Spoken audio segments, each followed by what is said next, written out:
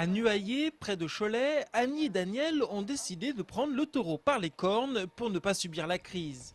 Les deux gérantes de cette entreprise de confection de vêtements et accessoires ont eu l'idée de vendre directement aux consommateurs une chemise dite citoyenne. Pendant les périodes creuses, on ne peut pas compter sur les donneurs d'ordre habituels et on n'avait pas du tout l'intention d'employer notre personnel à temps partiel. On voulait les prendre à 35 heures, donc ça voulait dire travail toute l'année. Donc on s'est dit, pour les intersaisons, il faut sensibiliser l'opinion au fait qu'on a aussi besoin de travail pendant les périodes creuses. Et on a essayé de trouver un produit qui convenait à tout le monde. Donc une chemise, c'est quelque chose que tout le monde a dans sa garde-robe, ou au moins que tout le monde devrait avoir. Avec cette chemise, les fondatrices d'AD Confection souhaitent que leurs salariés puissent éviter de connaître de nouveau un épisode malheureux de leur vie. Toutes ont vécu à un moment ou à un autre dans leur carrière des plans de licenciement et on trouve que on aimerait que ça s'arrête, qu'il est temps de voir les choses différemment, puis de voir un avenir en construction plutôt qu'en fin de vie. On espère que ça nous donne du travail entre les intersaisons en septembre et octobre pour qu'on puisse travailler normalement, quoi. Pour aller jusqu'au bout de leur idée, Annie et Daniel ont décliné la chemise citoyenne en 4 coloris, mais pas seulement. On fait le même modèle avec le col romain pour s'adresser au clergé, parce qu'on a pensé que ce serait dommage qu'une partie de personnes ne puissent pas l'acquérir sous prétexte qu'ils ont un autre style de tenue qu'on respecte. Donc on l'a fait en 2 formules. Reste maintenant à vendre 3500 chemises pour pouvoir maintenir les 7 emplois à plein temps. Ce sera l'un des principaux dossiers abordés ce soir par les élus du conseil municipal d'Angers. Le maire, Jean-Claude Antonini, va en effet proposer de geler pour une année supplémentaire les tarifs des services municipaux. Une première mesure allant dans ce sens avait déjà été prise en décembre dernier pour une durée de 6 mois. Les tarifs des cantines scolaires, des crèches ou des entrées pour les équipements sportifs vont en particulier être concernés par ce dispositif. Pour aider les Angevins à supporter la crise, la municipalité va par ailleurs étendre aux moins de 26 ans les conditions préférentielles pour l'accès au musée ou pour l'hébergement au village vacances de l'Amoura géré par la ville d'Angers. Jusqu'à maintenant, seuls les moins de 18 ans pouvaient en bénéficier. Enfin, sachez que la ville d'Angers réfléchit actuellement à la mise en place d'une carte électronique personnelle permettant, comme pour une carte bancaire, de payer directement les divers services municipaux. Coupe des Confédérations dimanche dernier en Afrique du Sud. L'Espagne marque au ras du poteau. Un poteau de but construit ici à plus de 8000 km des terrains sud-africains, à Saint-Clément-de-la-Place. À la tête de l'entreprise Martisport, 2 jumeaux Stéphane et Laurent Martinez.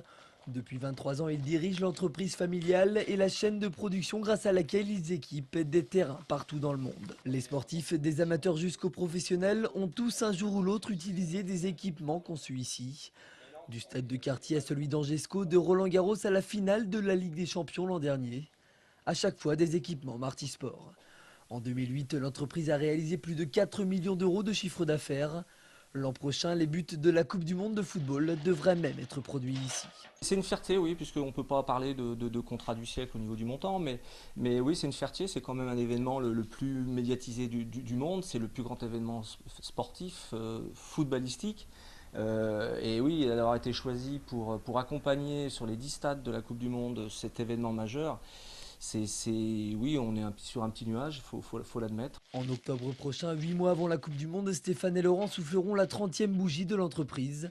Le cadeau, lui, arrivera en juin. Ce sera le début du mondial en Afrique du Sud.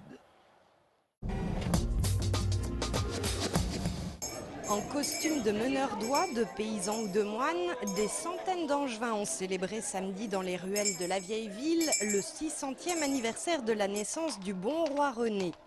Les visiteurs ont d'ailleurs eu l'occasion de croiser le Seigneur fier sur son destrier.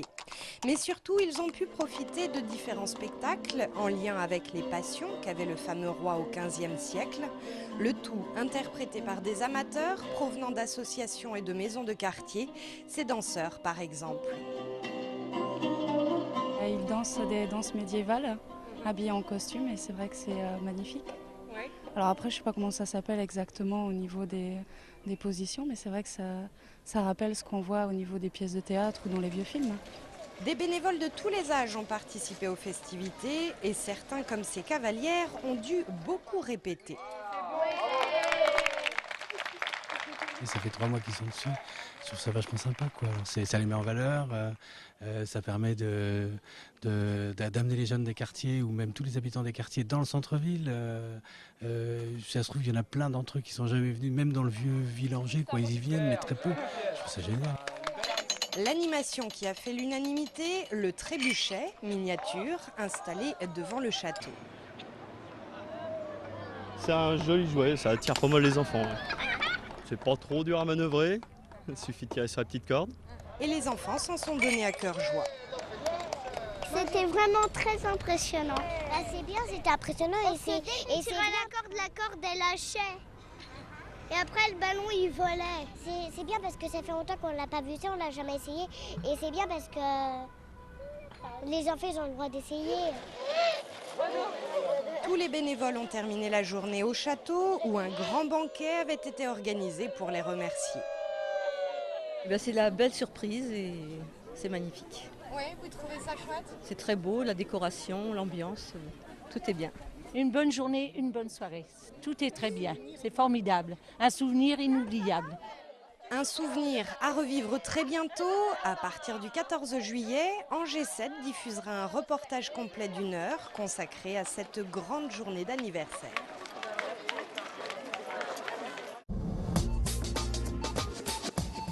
Selon la langue utilisée, les mots ne sont pas en adhérence identique avec le corps.